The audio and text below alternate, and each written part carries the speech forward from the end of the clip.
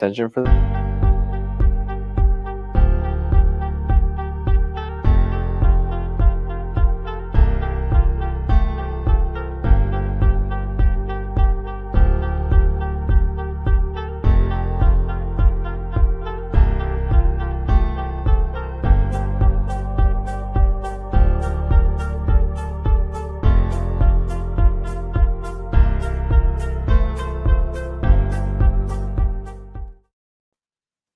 Hello and welcome to another episode of the Top Bin 90 podcast 2025, the first podcast of the year. Charlotte FC is back, and so are we. Today, with me in our studio, quote unquote, we have Mr. Caleb Adams.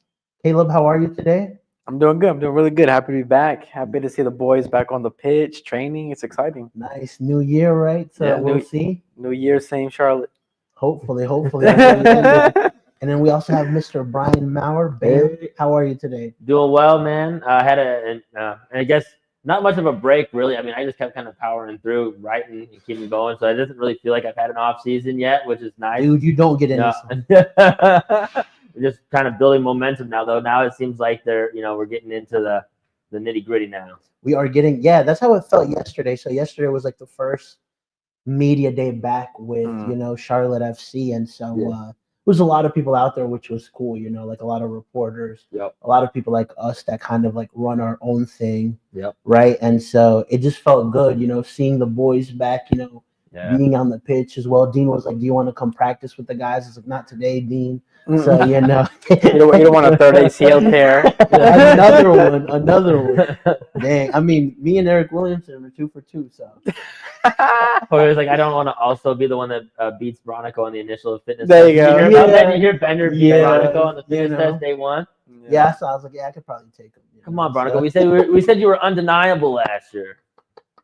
Nice. Awesome. Well, let's get into a couple of topics today of what we want to cover, right? So we'll talk a little bit about Pep Biel coming back, Garrett Ronan leaving, the Zaha and Almiron link. So we've got some updates on that.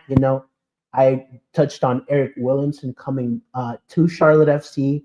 What can this player bring, right? Some people, if you're in MLS, you know who he is. If you don't follow the team, right, we get comments like, who? Dean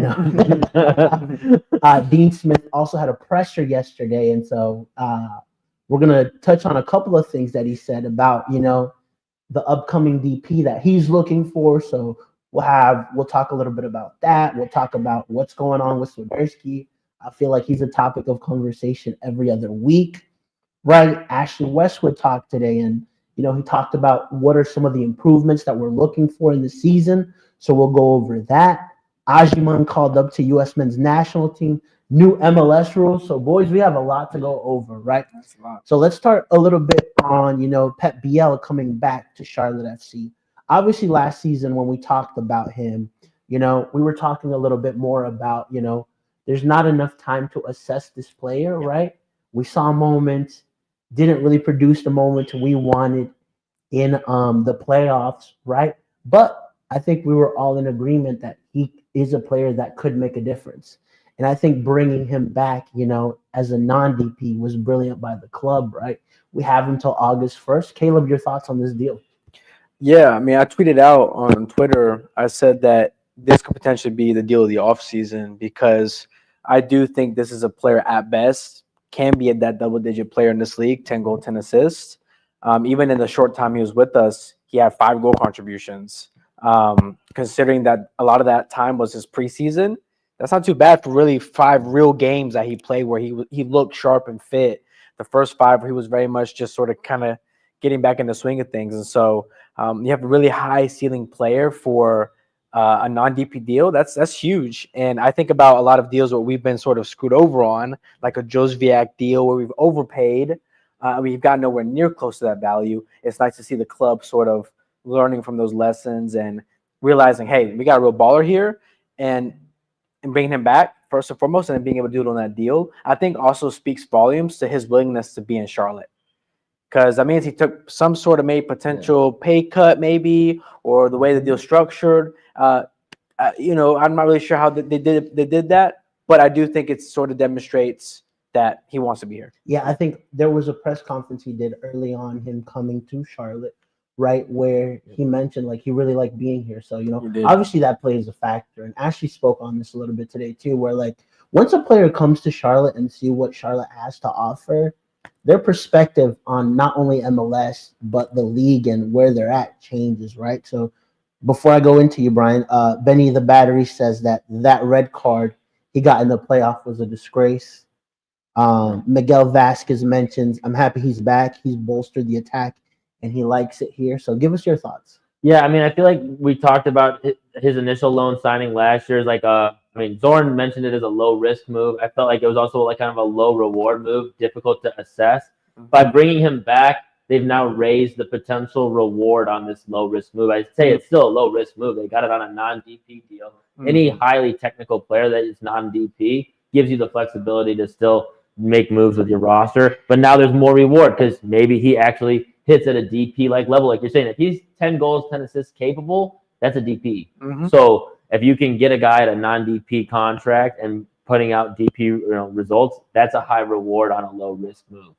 Yeah, I mean, I like also what Dean said about it too. He seemed to be, he loved his work ethic, loved that his training. That's something that's really important to Dean and the squad. If we have anyone slacking, it really does disrupt the entire team's ability on the pitch to perform because it's so dependent on everyone having high intensity, good work rates, really fun player. I'm curious to know why he changed his number though. He's 16 now. Oh yeah. So did he change his number, or was he told that he needed to change his I don't number? know. That's why It's a different kind of That's what I'm really curious about, and I Yeah. hope there's a press conference with him at some point. Yeah, where he'll we talk. Where we can talk to him. We'll get him to talk. That's one thing we do around here. We ask questions, right? So Scooch says, "Do you think we buy him after August 1st?" I don't know. I think we have to assess what happens, right? I mean, kind of working out a loan deal is great. I don't know, for people who are in the corporate world, like corporate Caleb, myself, you have this sort of 3-month period where it's sort of you're not officially an employee yet. Yeah. You don't get the benefits of employee. It's kind of, sort of like, okay, you're here. We do believe in you. We'll kind of see how it goes, and then you're gonna become a real employee after 3 months. This is what this reminds me of. Yeah. Pep has had sort of his trial, his interview with the 9 games. He's now coming into his 3-month probation period, which is now till August. And then August, we'll see if he gets a full-time gig. Nice. Yeah. I mean, Charlotte, I think from a move perspective, this was great. Low risk, high reward again with this player, right? And so awesome. So, I mean, it's a positive move, right? On to some, what I would consider a little bit more of a negative move, right? We had Jere Aronen kind of move to Swedish club AIK Football, right? So, I mean, right, a left back who came in here, right, in the middle of a season, right, with Latanzia, where, we talked about that was a position that we struggled in, right? And so last year, right when Dean made that shift, we brought in Tim Ream, right, and he was kind of the odd man out, right? But to me, I feel like this move is a little bit too premature letting him go, right?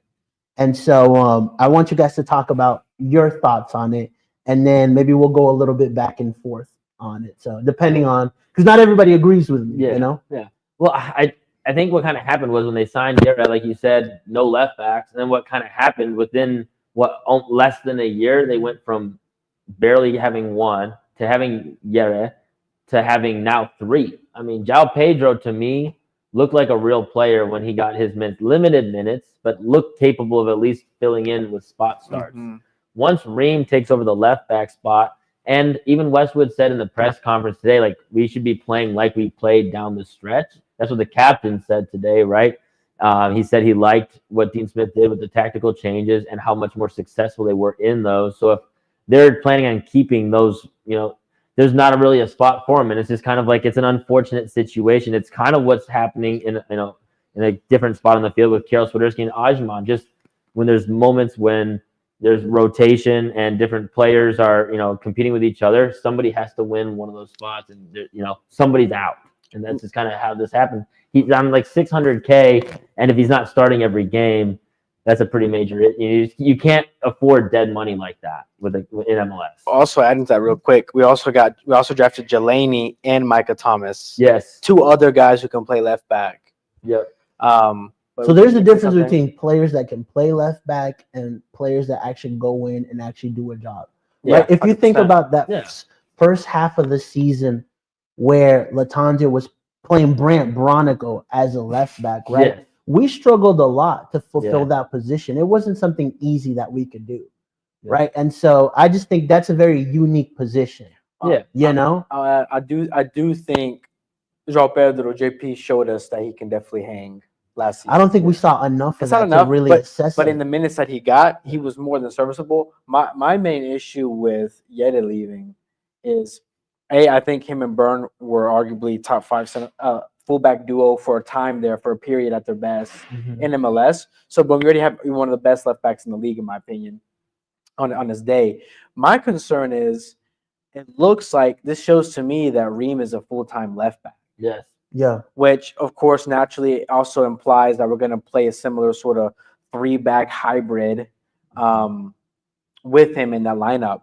And for me, it's like, Reem was solid in that position, but I also think it added an attacking element with Byrne, but we also lost that part from Yedid. Yeah. And Yedid was one of the only players who can deliver a ball in this team. Yep. Yeah.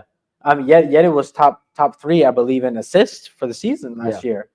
So I think he tied for the lead actually with Bronico. yeah. I thought Ashley had. I think Ashley had 6. I think they both need had a fact 4. checker. But point is, Yeah. he was in one of the top assisters on the team, and so for me, it's like, I don't know how I feel about that whole 3-back system with Reem and stuff. It seems like we're conforming a system to a player that's not a game changer, right? You switch your system and your play style for players like Lucha Costa or Ricky Puig, but switching your whole system in order to accommodate a 36-year-old Tim Ream doesn't really seem like it has that much ROI, but so that's my main problem with that move. Well, and then it also it also was accommodating just the lack of getting enough attack from other players, I feel like, as well. So maybe not just specifically Ream, but just the limited resources that Smith had. But by moving Ernan on, like you said, now it's kind of conforming to them without taking into account potentially getting new signings. If they get new signings, then now it's changed. But now you're stuck with Ream at a left back. But maybe say, just throwing the name out there because I'm going to be doing this a lot. Evander happens to get a big time move, Charlotte gets a big time move like Evander. Now you you have Ream at left back, and it might not work the same. And so you've got your talisman player, and now you've got a conformed system that might not fit him the same. Yeah, like Jorge said, it was premature. I think on a lot of different levels, but it sounded like what Dean was saying in the press conference too, was saying he was really entertaining that deal in Sweden. Yeah, and he was like, I'm not really having that here. Yeah, so fair enough. Yeah, there was an interview that he also did. Before he left the club, where he talked about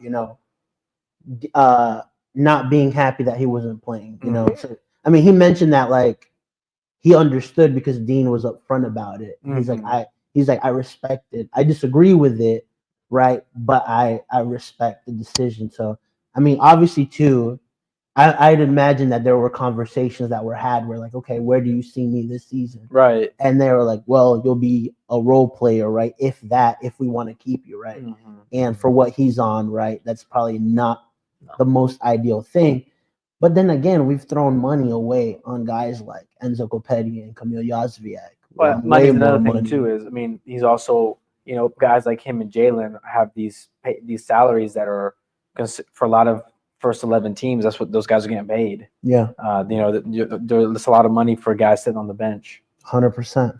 Let's talk a little bit about what we've seen a lot going on in the transfer window. Right, we've seen a lot of Zaha and Almiron links. Right, Almiron, we've been chasing this guy forever now. Right, we're tired of making graphics. We're tired of doing quotes from people, bro. Either sign him or not. No. So, it's a player that Charlotte obviously has been in pursuit of for a while now, right? Yeah. It felt like it was done, right? Then there was people posting pictures of him in Paris saying that, he was coming to Charlotte. Somebody saw him with a cookout tray, so Allegedly. allegedly. Right. So I mean, obviously he's a player, like I mentioned, that we're trying to get. My understanding of this situation is Miguel wants to come to Charlotte. Charlotte want to sign Miguel. Newcastle wants X, and Charlotte is offering Y. Right? And unless these two clubs can agree on something, this deal to me feels like it just starts to slowly go down, and the probability of it happening keeps going down. Right? So I mean, at this point, right? If I'm like we did like our top bin percentage likelihood of this happening, I give it a 20% now, right? So I mean, just as I'm seeing things evolve. Which is kind of crazy low for having a club, one club agree, a player agree, and just to have the other club back off, like back this whole deal down that much, especially for a player that's really not getting any. I mean, I don't think he has a goal contribution for Newcastle yet this year, so he's really not a part of the team moving forward. So it's kind of unfortunate in that respect, but that's also what happens when you are.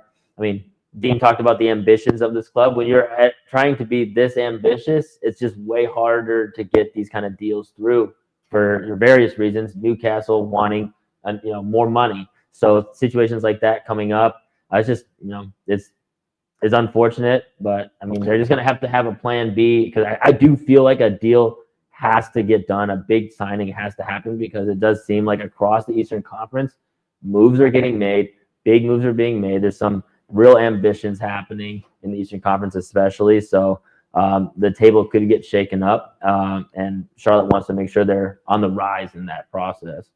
Yeah, I think it's also, the agents been playing these games since last summer. Yeah. All these crazy transfer deals, that initial, like, those crazy fees I reported with Newcastle and stuff. I had a hard time. I think a lot of people had a hard time believing that Charlotte were going to be willing to spend that sort of money. And yeah, I mean, it sounds like a lot of games too from the agent side, from what I'm seeing reports. Yeah.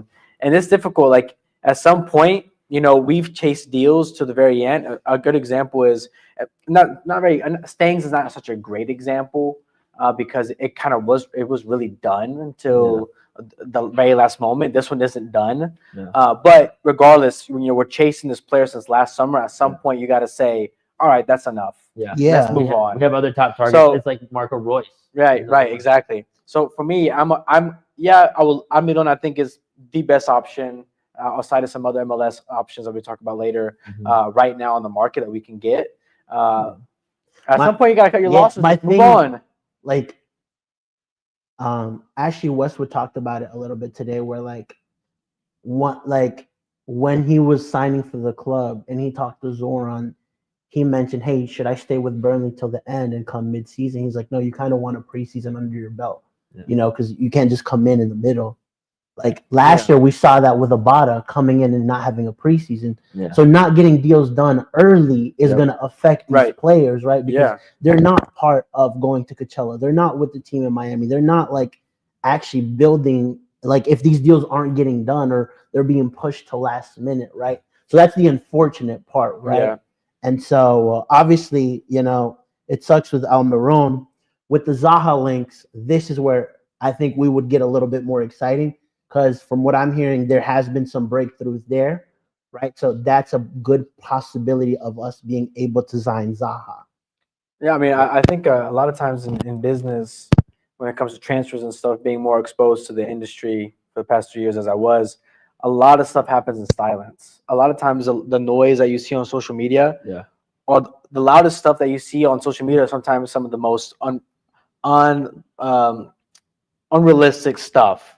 A lot of times these deals, the real solid ones, are the ones that are worked in silence. Even Yedis getting signed. Yedid was signed out of nowhere. Yeah. There was no links sent. Boom, we got Yedid. As fast as we signed him, was as fast as we saw him leave. Right. And Williamson too is a good example that Brian said is Williamson too. Like, nothing. We heard not a peep. All of a sudden, Tom Boger puts it out, and Tom Boger puts it out. Yeah, I mean, it's pretty much the word. Yeah. And so that's something that keep in mind when we're looking at all these tweets and these news on this crazy silly season.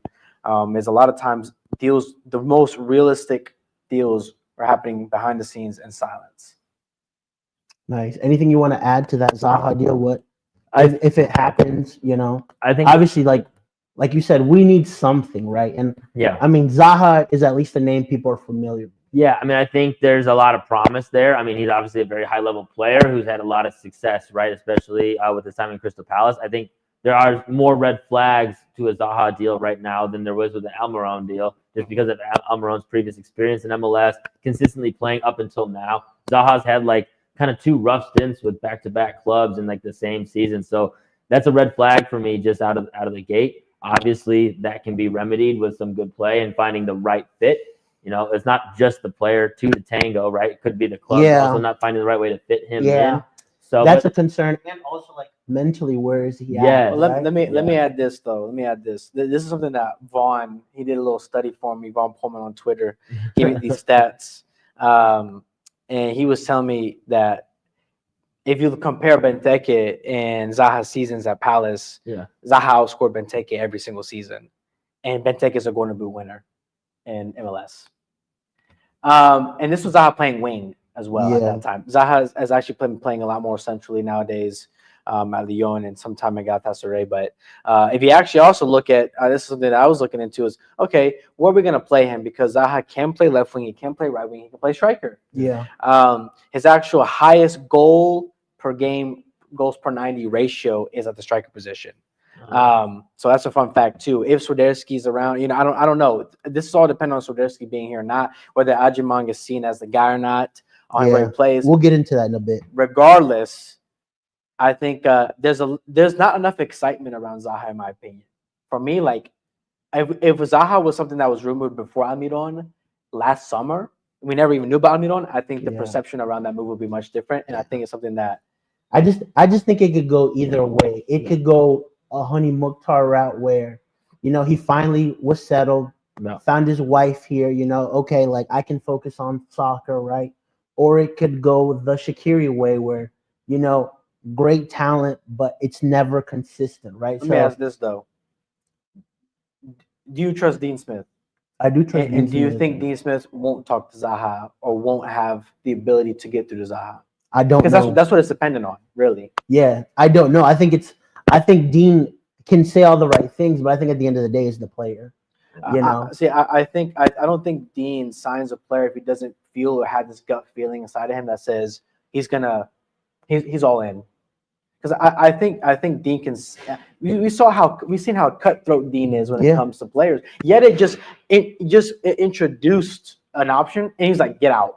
Not like that, right? Not like that. But what I'm saying is, already he saw the doubts. Enzo? He saw that, saw with Enzo as well. I mean, boom, okay, gone. That's a DP striker. You're just like, bye. We'll figure it out without you. So part of me thinks that's a fair assessment. Part of me thinks like I don't think Dean Smith. I don't think Zaha gets signed by the club unless Dean Smith 100% feels in his gut that this guy is completely bought in and isn't coming for a paycheck. Yeah. Nice. I think the only I trust Dean. I mean, I just said red flag because there are some. Like, for sure. As a non-DP, it's a great signing. Like, I didn't that like it wasn't about like saying not going through with the deal or anything like that. Especially if it's a non-DP deal, that's a brilliant move. It's similar to it puts Pep Biel move on a back burner if they get Zaha on a non-DP deal. I feel like for me there are some concerns if they bring him in as the third DP, with those red flags. I mean, essentially you're signing Zaha. Then at that point, if you keep Carroll, he's then your talisman, talisman signing, So that is where I get a little bit concerned. It's just, is Zaha the talisman of this club? Then he would have to step up and do that, And so Dean would have to know that he's, ready for that. Awesome. All right. Well, let's move on a little bit. Let's talk about, Tom Bogert reported Eric Williamson set to sign for Charlotte FC, right? So coming from Portland, right? So we've signed Bingham from Portland, and we've also gotten why is his name? Taloma from Portland as well, right? So an associate head coach too. An associate head coach as well. You're right. Right. And so talk to me, Brian, about what a player like Eric Williamson can bring to Charlotte. I mean, I think actually Caleb said this best. He's been covering Eric Williamson since what your first post was 2021. 2021, I think. So yeah. I mean, progressive passing right out of the gate, right? His stats are there. And in a recent article, shout out to Sam. He just posted an article about Williamson, what he brings to the team as well, with some clips from like his older footage where he was getting a bunch of assists, especially like the way he tackles, intercepts, makes an off the ball play, and then immediately carries the ball forward and makes that initial pass quickly, directly forward. Really everything that Dean Smith is trying to do. So Williamson really should fit the mold pretty well. The big concern is he's never played more than like 1,800 minutes in a season, and that happened one time. So with 2 ACL tears in his past, injury history, never really playing consistently. Yeah, it's an issue. I mean, because I think if he could like stay healthy and be at full fitness, he's probably a 2,500 to 3,000 minute starting midfielder in Charlotte FC as the roster stands right now. But it's just, can he actually produce at that level? Because he's never done it in his career. And so that, I think, is a big question mark as well. As for the GAM trade, really good value. Yeah, although he's on a pretty it's a decent salary, right? Yeah. So Caleb, as someone who has torn his ACL twice and has to take a different route like myself, right? You know, a guy like we're never gonna make it anyway. Listen, if I had talent and ability, I would be out there. And ACL. I'm just missing those two things.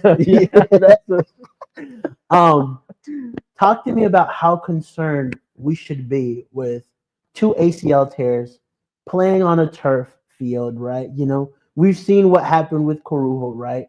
Brian mentioned if healthy, he could be a great player, but it's also that if Charlotte track record of signing injured players in the past, it's worked with Ashley Westwood. You know, it didn't with Camille.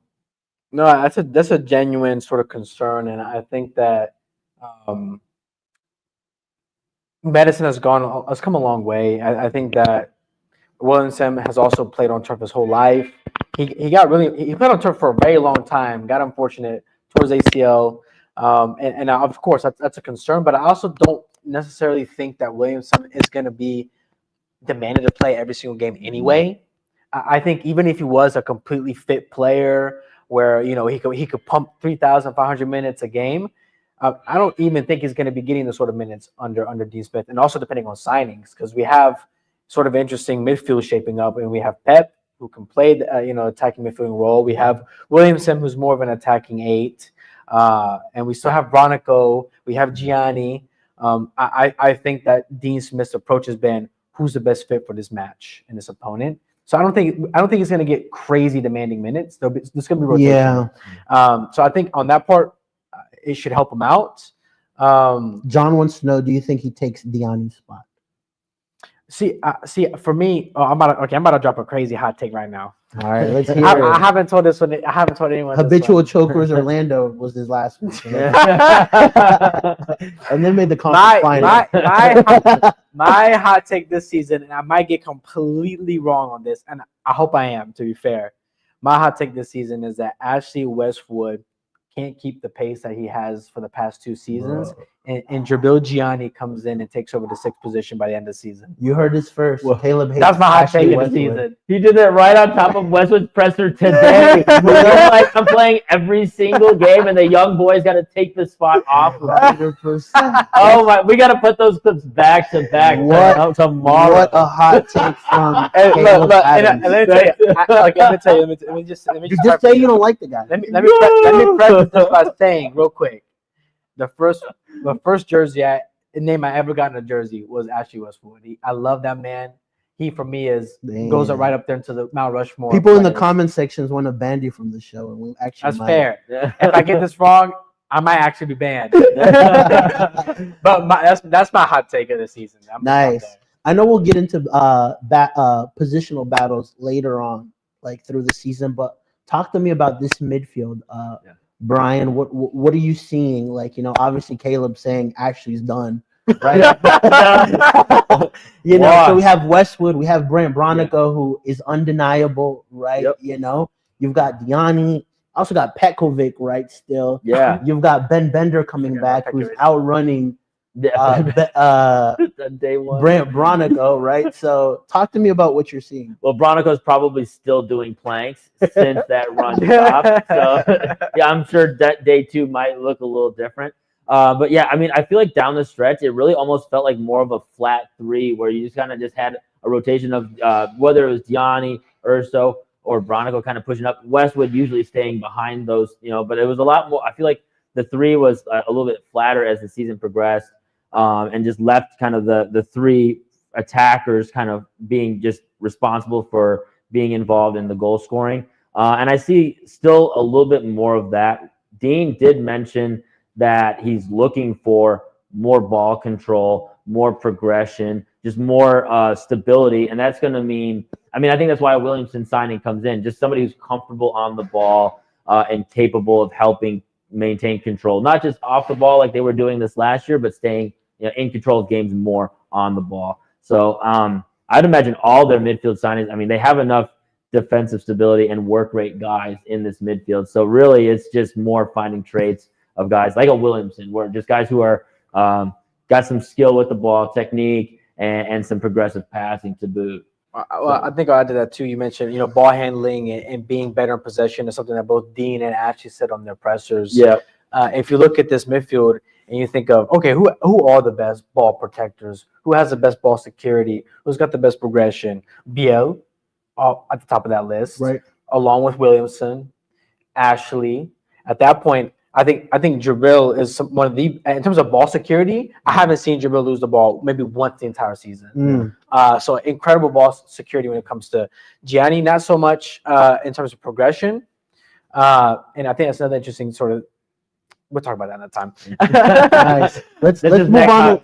Let's move on a little bit on the Dean Smith presser. I know we've mentioned it a couple of times, and he spoke yesterday, right? And he was directly asked a little bit about a DP coming in. So this is what he had to say. Looking for another DP? Yes. In what position exactly?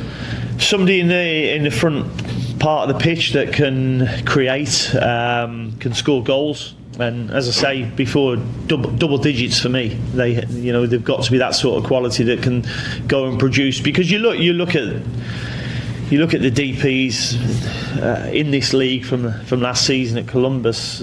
He scored a number of goals, and he obviously got Messi. You've got Bernardeschi at Toronto. These sort of players, the top players who can win games for you. And we need players. We need a player, I believe, that when we're not playing so well and it's a 0-0, 1-1 game, they can produce a bit of magic to go and win the game for you. Okay, the second one.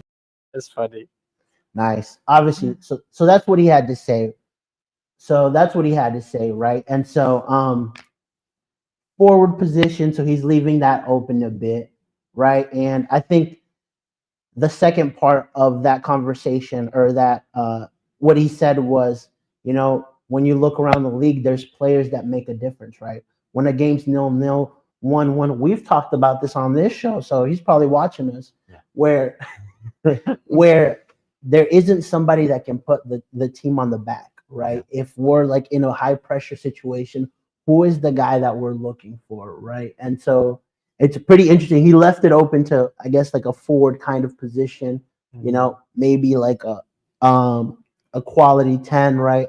A winger, a 9, right? So what do you see, Caleb? I think it has to be someone in the front three.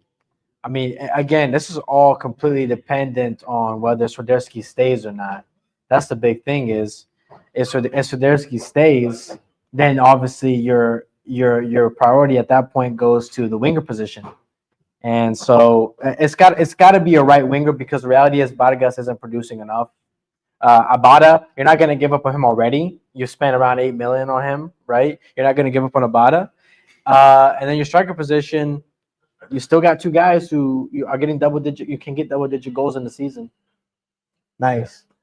This is another shout out to Sam. Another article he wrote recently was like, what does it take to win an MLS trophy? If you look at the top 10 teams in terms of how ranking of goal contributions from designated players over the last 3 years, those are where the trophies are, right? So teams who sign DPs, who gets lots of goal contributions, are the trophy winners. So this team really wants to meet the ambitions that Dean Smith is setting, which was, I mean, you asked him about top 4, and he was like MLS Cup and supporters. Yeah, he did. That was his I was going rebuttal, to touch on that. right? And so if that's their goals, that's their, you have to have a DP who's bringing in lots of goal contributions. That's the standard if you want to win trophies in this league right now. You got to spend money on goals, and I mean, that's what it takes. Yeah, and I thought one of the interesting things he also said was early on when he was looking at, he got the whole team together, right, and said, hey, this team can compete this season. Yeah. This team can fight for a position at the top. And not too many players believed him, right? Yeah. And as the season went, they saw what they were capable of. So if you continue to build on that, but the X factor is the type of quality that can come in this transfer window, right? So unless we get that one player that can make the difference, right, that is that grade A kind of DP, it's going to be tough to stay within a supporter shield if that's actually an aim, right? Yeah. And so we also asked him a little bit about what's going on with the Karol Swiderski situation, and this is what he had to say. Ask you about the Karol Swiderski situation. Is he a player that you're going to count on this preseason and heading into the season? Or? Well, Karol's here to start training like everybody else, and he'll get the same chance as everybody else, as they always do. And there's a long way to get to the end of pre-season, and I hope that Karol is in the building. If he's not, then something else has happened.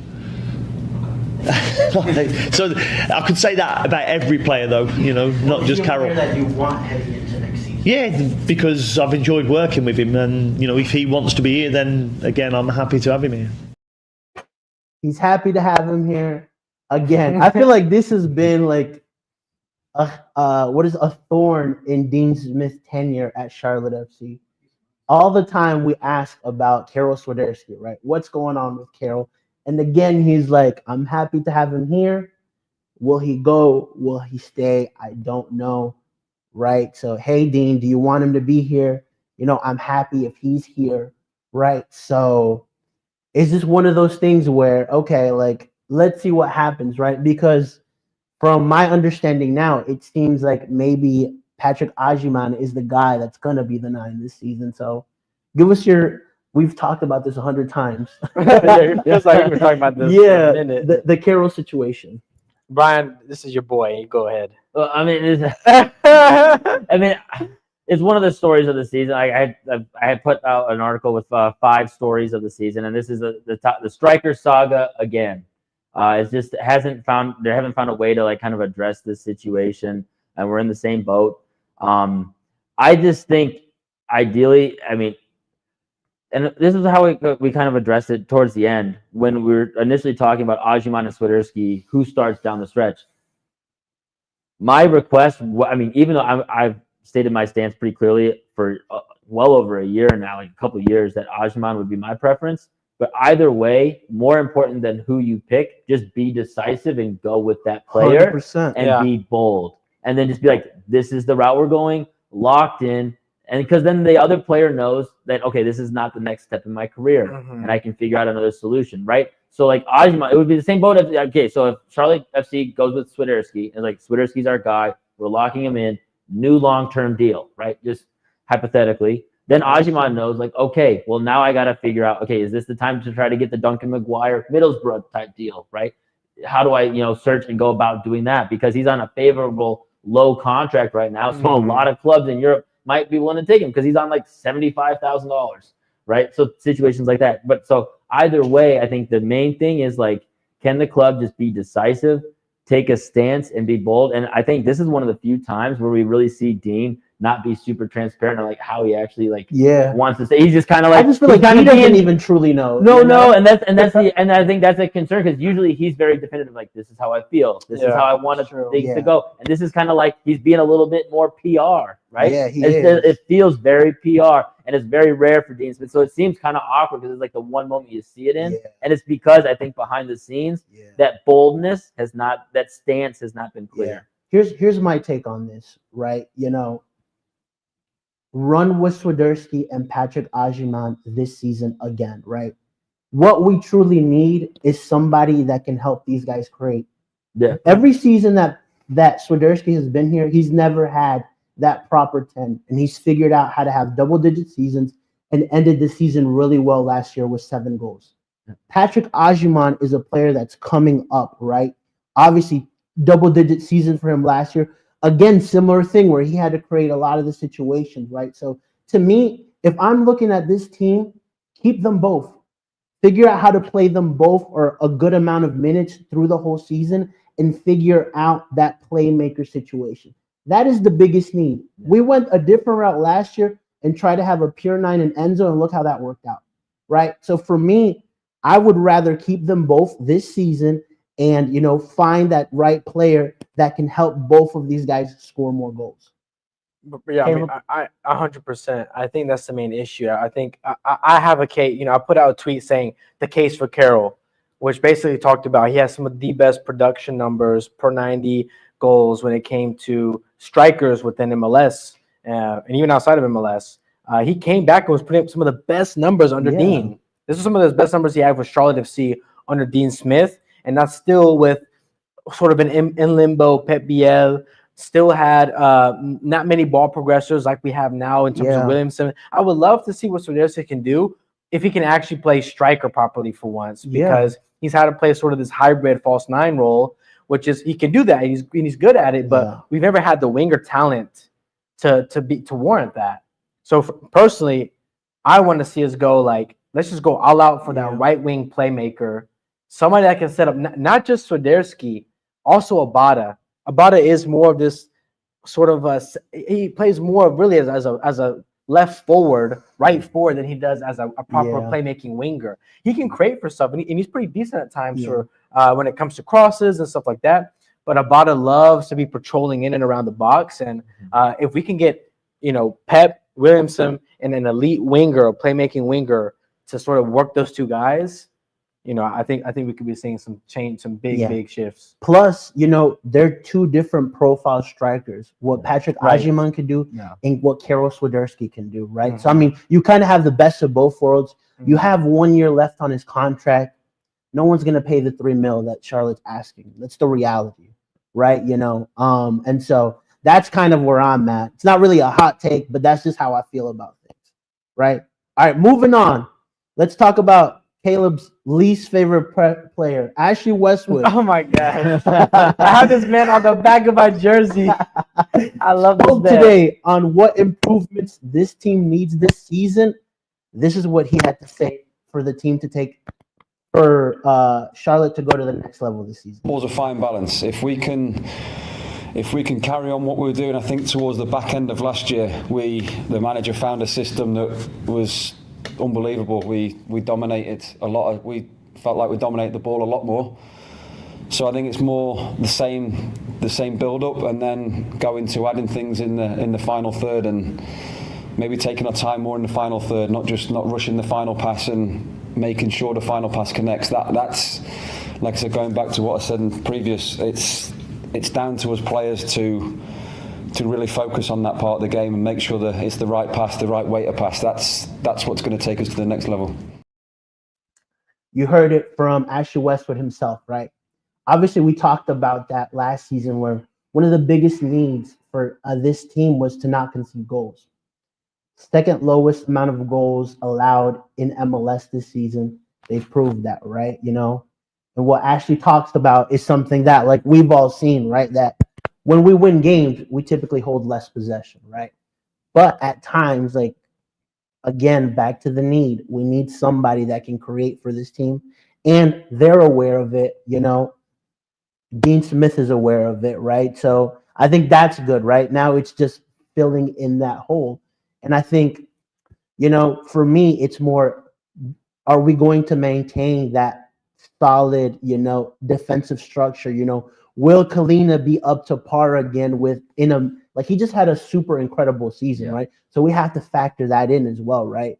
Like, if he just has a really good season versus a super incredible season, how does that change things, right? And so I think he was spot on, Ashley Westwood. And another thing that he mentioned that we didn't put the clip in was that the goal for them is top 4, right? Top 4 is something that they want. They were very close to it last season, right? But this is a whole new year, right? Atlanta has gotten stronger, right?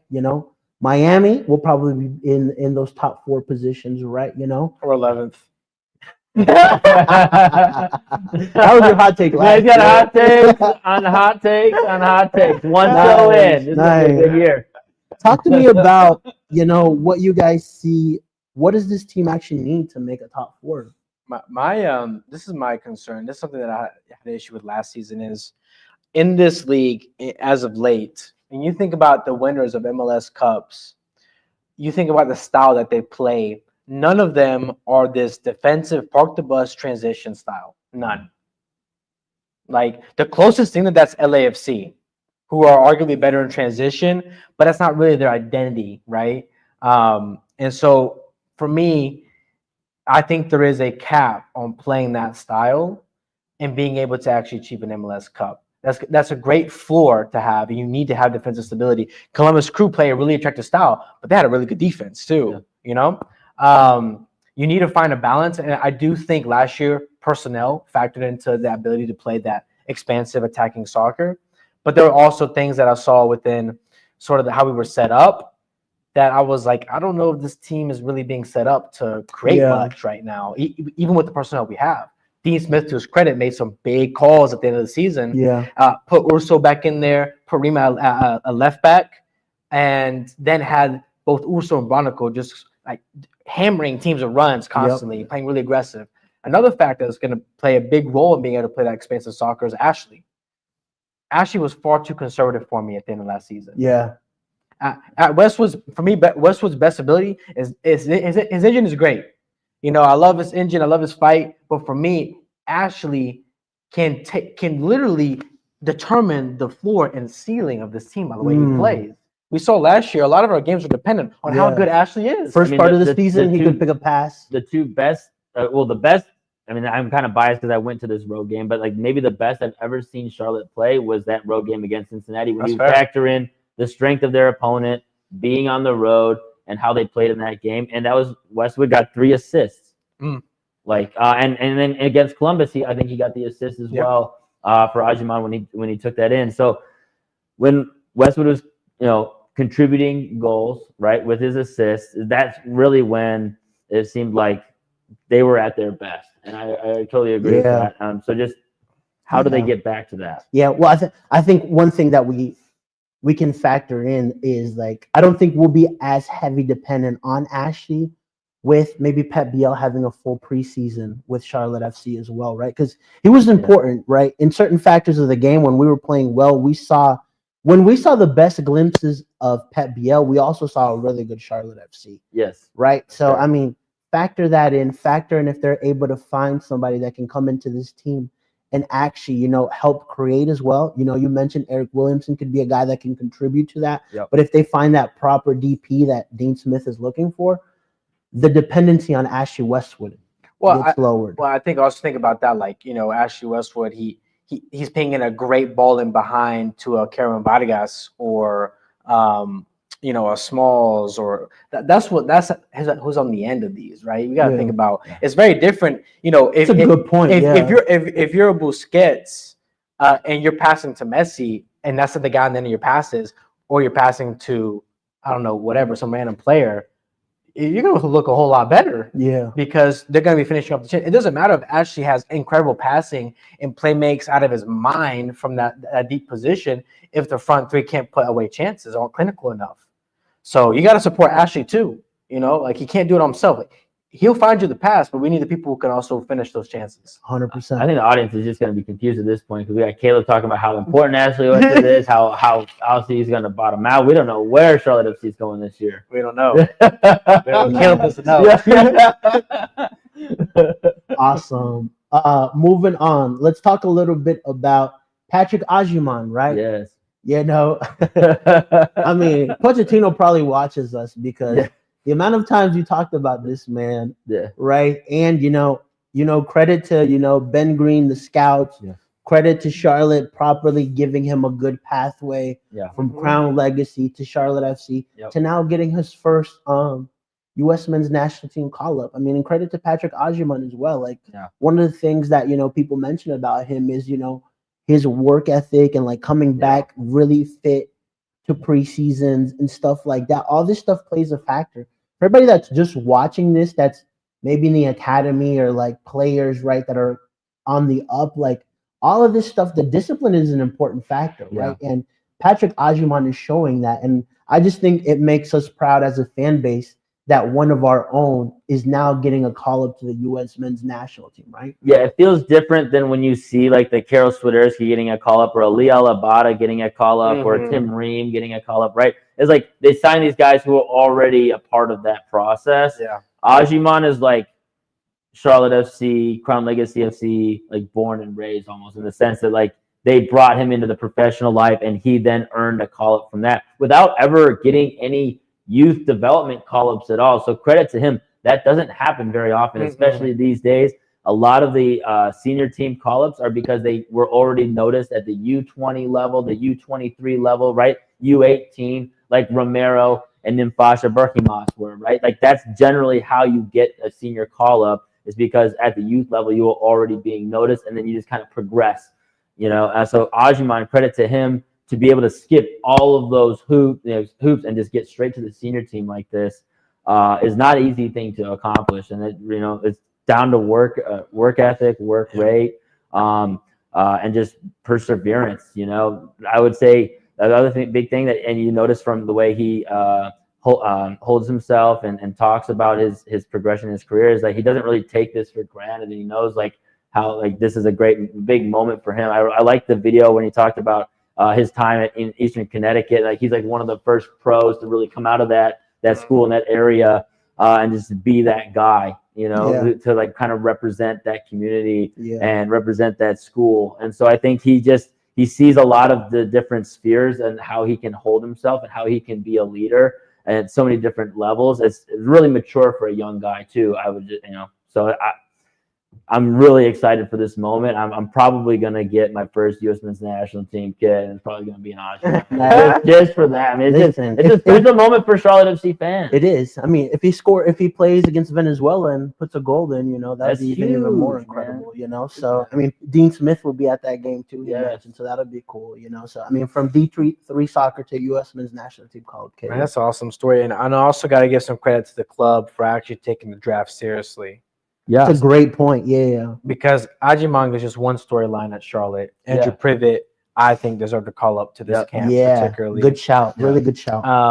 But you got to give a lot of credit to the scouting department for taking the front office for taking the draft seriously. I know that Charlotte's got a lot of flack for domestic market moves of like a Williamson type or trades, but when it comes to domestic college players and scouting, that the club has done arguably one of the top 5 best in the past since its arrival in the league. Yeah, I mean, we've had such an incredible amount of value coming from that, and even someone like Nick Scardina, you know, coming up, could be that backup guy, be a major contributor. You know, Burner's not getting younger. You know, could we see Scardina take that step in 2-3 years on the line as a starting right back for the club? Also, fun fact, he was on the Academy of Portland. So another Portland guy here. But you know, big credit to the front office for taking the draft seriously, because we've got ourselves a U.S. national team player now, and a starting MLS center back from it. You know, best case scenario, we have other guys right behind them, you know, doing some work and potentially on the rise. So really excited for Agyemang, and I really hope Privet gets his chance too. Nice, yeah. Let's see his progression, right? So obviously, like, that's a thing that we factor in this season as well, right? Like, you know, he's kind of becoming the guy where he could potentially be the main guy.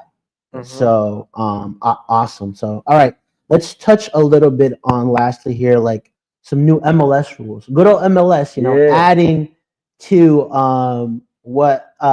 some new rules like heading into this season. Yesterday, Tom Bogert spoke a little bit about it, and so I kind of have some of that information here for us, right? And so obviously one of the key things to look at, right, is the primary transfer window is going to go from the 31st through April 23rd.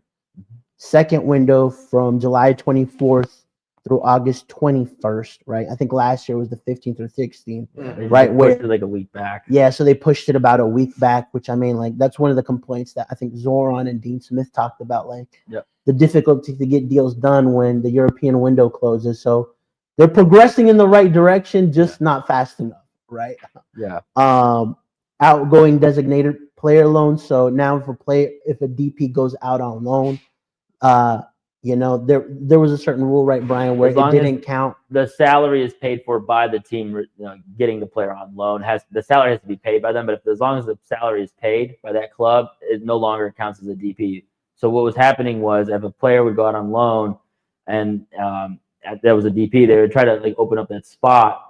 But if they had brought that player in on a big transfer fee, that would still hit the salary cap and make that player a DP. That will no longer be the case. Nice.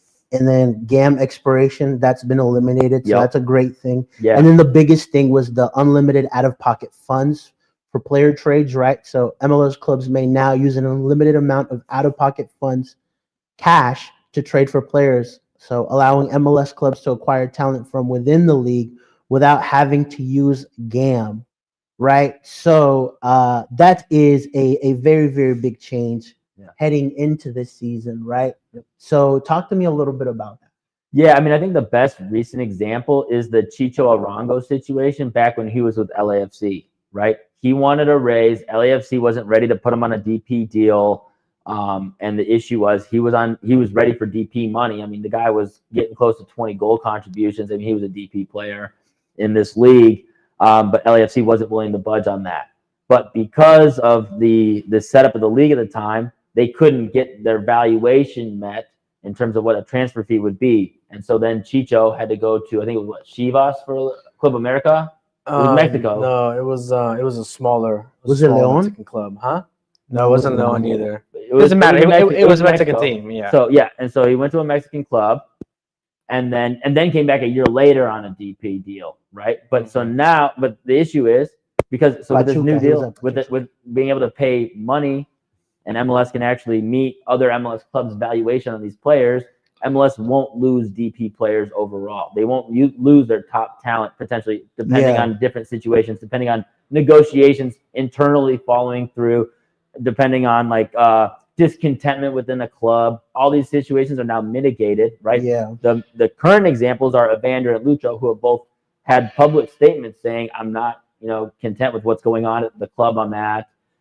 In past seasons, the only option would be for them to go to another league in another country. Right? That was the only option, really, because there's just no way they could get their valuations met for these types of players, especially in Evander. Yeah. Now MLS has opened the door to keep their top talent within the league. And so I think that makes this a huge opportunity for a lot of teams. Also for teams that miss on DPs. Charlotte FC is one of those teams that's kind of missed on a lot of their DPs. Now you have an avenue where you can kind of relieve these other clubs that are having issues with their top talent and take a swing on a player that has MLS experience. So if, Chicago Fire, I think, is another good example of that, where they have not hit on their big swing DPs from abroad. Proven talent in this league generally will be proven talent regardless of where they play, because they're just familiar with this team, this league and the teams here. So I think this is a really big move for this league. Also, GAM, you kind of factor in, when you're going for a lot, these high level players, they're not cheap. You're not sending 100K GAM, right? So I mean, that also opens up, right, where you don't have to allocate this big amount of money if even you were to think of trying to get a player within the league. Yeah, with GAM, if you're dropping 1.5 million GAM, 2 million GAM on a player, you're sacrificing your ability to really add depth. You sacrifice your ability to add depth. Yeah, you get the star player, but you might have to field a academy kid at your right back position, right, or something like that. And so this allows teams to acquire players without risking or sabotaging their ability to build rosters and add depth and add flexibility to where they can add even better players around those sort of big signings. And another thing too is some teams don't even need much GAM, and we just want cash, so we can reinvest it in some other signings that are foreign, right? Say Evander sells for, let's just say, I don't know, $12 million. And you can use that 12 million to sign, a 7 million DP or another 7 million DP, right? I mean, that's cash. That's real money, not monopoly money, right? Yeah. And that speaks volumes and allows the team to invest that in other ways that you can't with monopoly money. Yeah, for sure. And then we may see that even with the case of Karol Swiderski, right? So if a MLS team is interested in him, right, Yeah. they can now try to negotiate with Charlotte at that $3 million valuation that they have, right? So, I mean, he's a proven MLS player, right? So he's done well when he's been here, right? So if they're looking to offload him, right? Yeah. So awesome. So those were the things we wanted to cover today. Obviously, I would say pay attention to some important preseason dates for Charlotte FC. Obviously, training began this week from the 19th through the 30th. The team will be training in Miami, right? Then February 6th through the 15th, they'll head over to Coachella. The day before, they have a friendly in Raleigh against NYCFC, and then then they're playing. NCFC. What did I say? NCFC. Yeah, my bad. NCFC, not NYCFC. And then they've got friendlies with LA Galaxy and Portland Timbers, right, through Coachella, right? And then March 1st, it's the big one, right, where we're going to be playing at home. Obviously, before that, we play Seattle, right? So the season is coming, right? You know, it felt quick, right? And now we're back at it. We'll blink. We'll be back at the bank for some Premier Soccer. So I'm super excited. New year. I want to say a shout out to everybody that joined us between all our platforms. We have 670 people watching. So you guys are thirsty for some soccer, and we're going to be here giving it to you guys through the season with great people like Brian, like Caleb. These guys are super knowledgeable, right? Caleb, where can we find you at? It's Caleb Adams on Twitter. Nice. And Mr. Brian? Yeah, you can find me on Twitter at Mauer Media. You can find all my written content at topbin90.com. And also shout out, Dropping Points is coming back again. Yeah. You're looking for some MLS fantasy content. You're ready to talk XG. You're ready to talk clean sheet percentage. You're ready to talk, switcheroos, keeperoos. If you don't know what a switcheroo or a keeperoo is, check us out. Nice. Love it. Brian Palma says, when does the new away kit come out?